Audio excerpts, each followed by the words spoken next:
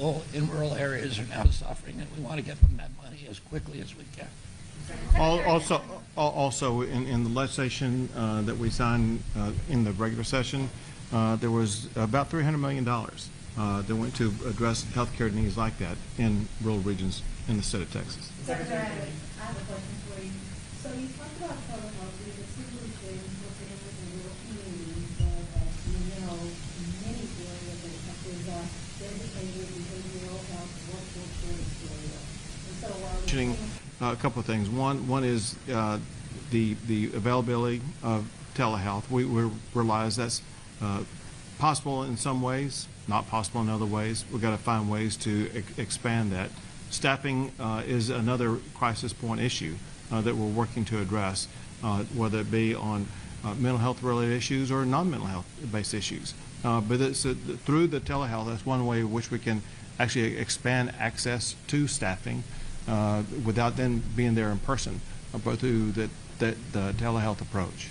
Two more questions. Right. Secretary Kennedy, that's Karen Hall with CBS News. Thanks for being with us today.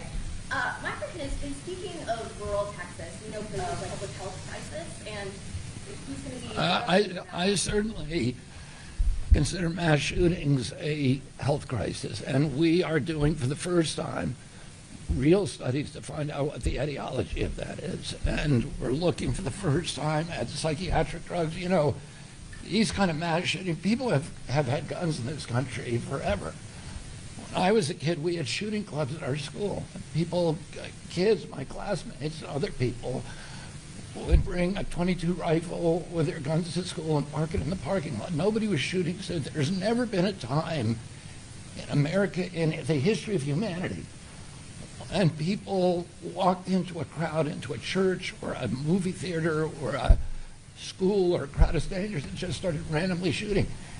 It's happening in our country. It's not happening around the world. And there are many other countries that have comparable levels of guns that we have in this country.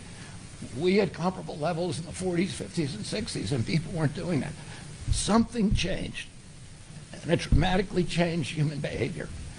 And one of the culprits we need to examine is whether the fact that we are the most over-medicated nation in the world, and that a lot of those are psychiatric drugs that have black box warnings on them that warn of suicidal and homicidal ideation. So we are doing those studies right now for the first time, and we will have an answer.